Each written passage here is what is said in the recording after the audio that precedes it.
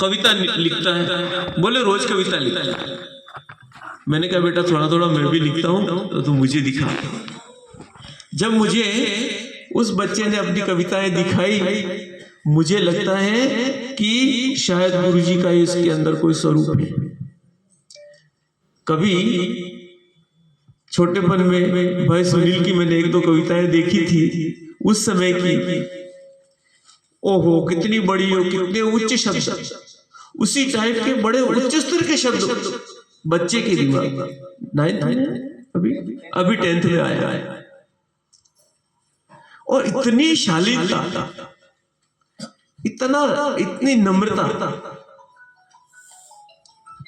Gayatri mission का उद्देश्य यही है कि हमारा परिवार आदर्श बने, फिर हमारा समाज आदर्श बन सकता है।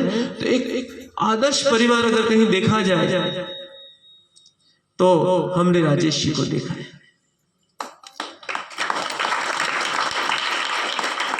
श्रम परिश्रम के मामले में योग यहीं तक है, ये बात पता है। बात हो गई है कि जा रहे हैं कल राजेश जी, मीटिंग थी परसों, हमने देखा राजेश जी वहां पे दोबड़ी के वहां पर दोबड़ी निकाले थे, अपना काम कर रहे थे। तो इतना बड़ा समर्पण हमारे बीच में, एक बहुत बड़ी प्रतिभा हमारे बीच में।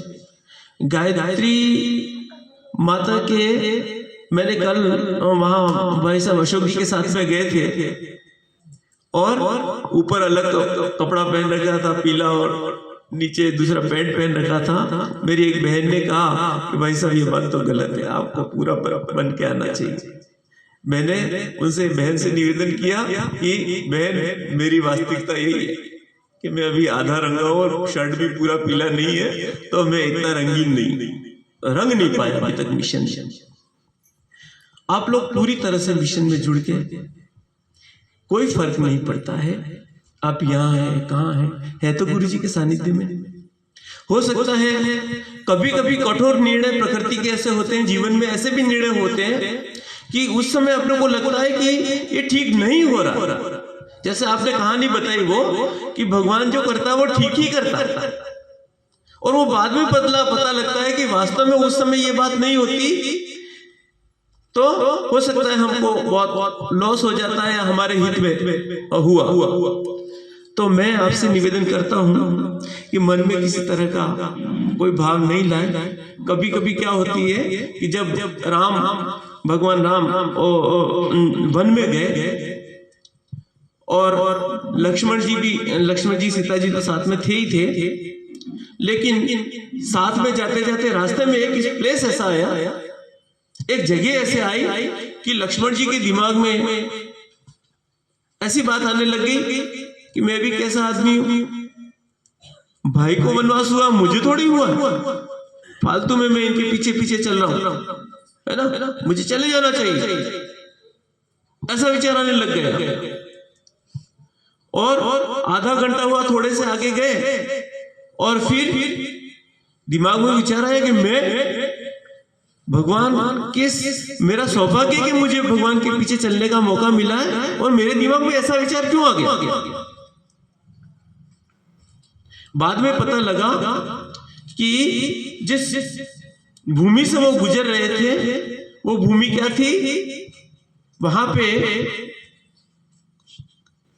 आताइयों ने हर समय में रहते ही है तो ऋषि मुनियों को मारा था, वहां पे अत्याचार हुआ था, उसके कारण से उनकी बुद्धि में थोड़ी सी दुर्बुद्धि पैदा हो गई। तो जीवन में कभी कभी परिस्थितियों में कहीं पे क्या चेंज होता है ये किसी का दोष नहीं होता। फिर भी आप हमारे यहाँ पे पधारे थे, गुरु जी का हम तो क्या चीज होते हैं, और छोटी मोटी बातें, पारिवारिक मामला है, परिवार में भी 5 लोग होते तो 5 लोगों को जोड़ के चलना मुश्किल होता है। हम लोगों से आपका मन दुखा होगा, और दुखा तो हृदय से मैं क्षमा मांगता हूँ, और गुरु जी से, परमात्मा से हम सब आपके उज्जवल भविष्य की कामना करते हैं। बहुत बहुत धन्यवाद।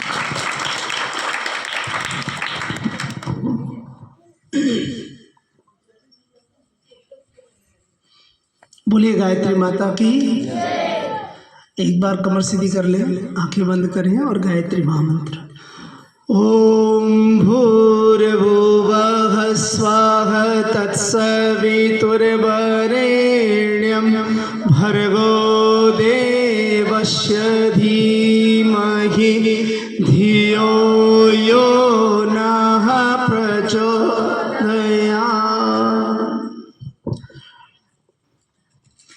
परम पूज्य गुरुदेव, परम वंदनीय माता जी, माँ गायत्री के शुभ संरक्षण में इस पावन तीर्थ पर गांव जलारा से सभी क्षत्रिय परिवार से पधारे हुए और सभी ग्रामवासियों का इस शक्तिपीठ पर समस्त ट्रस्ट मंडल की ओर से, सभी परिजनों की ओर से सर्वप्रथम खूब खूब स्वागत, अभिनंदन। आपने अपना अमूल्य समय निकाल करके